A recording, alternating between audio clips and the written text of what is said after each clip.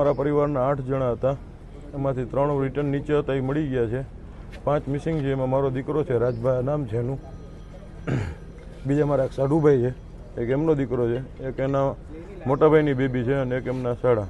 Total 5 જણાની કોઈ ઓળખ પરેડ થતી નથી. એવી રીતના 4 વાગ્યા આસપાસ નીકળ્યા હતા ઘરેથી અને પહોંચ્યા ને 15-20 મિનિટમાં જ એવી રીતના અહીંયા જે કંઈ ફાયર ફેટકું ને બધું થઈ ગયું છે એનું. તેથી એના બીજા જે અમારા 3 ફેમિલી મેમ્બર હતા ફોન આવ્યો કે આવી રીતના શોર્ટ સર્કિટ કે આગ લાગી છે અને ઉપર બધા ભડાકા ધુવાણાને એવું થાય છે, પણ કોઈ કાંઈ ફાયર બ્રિગેડ કે કાંઈ આવ્યું નથી અને આ લોકો કોઈ અહીંયાથી કાંઈ જવાબ દેતા નથી. 20-25 જણા હતા, એમાંથી લોકો દરવાજા બંધ કરી નીકળી ગયા. મારા સાઢુભાઈ ને એમના સાડા બે નીચે હતા, એ બચાવવા માટે ઉપર ગયા. આ લોકોએ પાછળથી દરવાજો બંધ કરી દીધો કાચનો. એ વિડીયોમાં આવે છે, એ ઇન્સ્ટામાં કોઈ રીલમાં જોયો છે મેં, અને એ પછી નીચે નથી ઉતરી ગયા.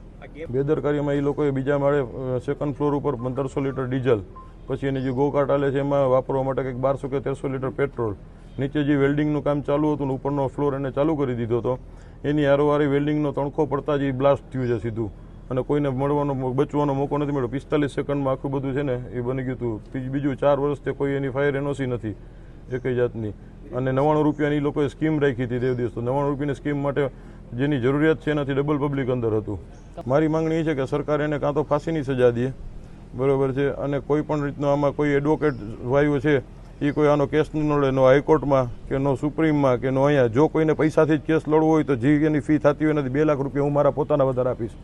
બીજું મારે કોઈ સરકારી સહાય જોતી નથી. મીડિયાની હાજરીમાં મને જે સરકારી સહાય મળશે, જેને જરૂરિયાત છે એનું આપી દઈશ. બીજું, જો આ લોકો એકઈ જાતની એને સજા પડી કે એ લોકોને ફાંસીની કે 100 કોઈ પણ એને સજા પડી, સજા પહેલાં જો એના જામીન મંજૂર થયા તો હું બધાને મારી નાખીશ.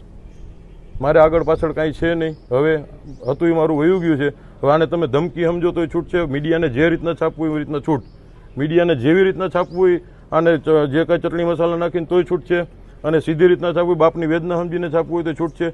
જો આ લોકો જામીન ઉપર છૂટ્યા એટલે હું એકને જીવતા નહીં. જેમ અમારા કોઈ પરિવારના ઓળખ પરેડ નથી થતી ને એમ આ કોઈની ઓળખ પરેડ હું નહીં થવા દઉં. અને આ કોઈ જાતની ખાલી કહેવાની ધમકી નથી.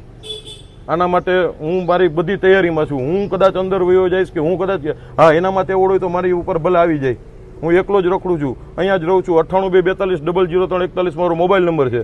પેડક રોડ ઉપર મારો ધંધો છે, બરોબર. જેને જ્યાં મને અડવું અહીં અડી જાય, નહીતર હું કોઈને મૂકીશ નહીં.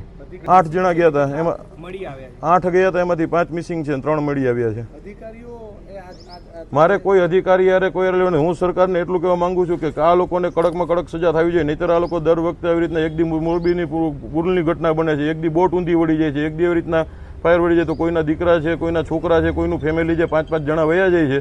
છતાં એવી કઈ વસ્તુનું એક્શન લેવાતું નથી. અને હવે સરકાર એક્શન ન લે તો હવે પબ્લિક એક્શન લેશે. હું તમને લઈને દેખાડીશ. જો એના જામીન મંજૂર થાય, બરોબર છે, અને નો હું પૂરા કરી દઉં તો હું મારા બાપના પેટનો નહીં. તમારે જ્યાં છાપવું હોય જેવી રીતના છાપવું, અને ધમકી સમજો તો છૂટ છે, અને વેદના સમજો તો છૂટ છે. હું કોઈને મૂકીશ નહીં જો આમાંથી કોઈ જામીન ઉપર છૂટ્યા તો.